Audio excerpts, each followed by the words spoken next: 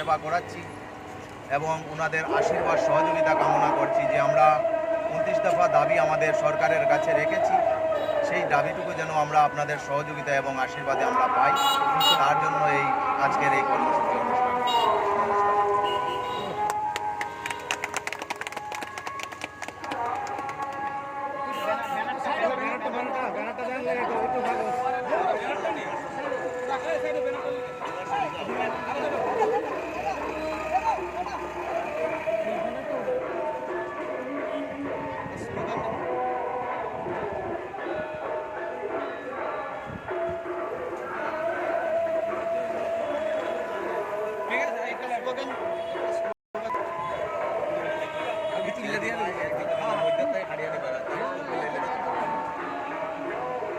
भारत माता की जय, भारत माता की जय, भारत माता की जय।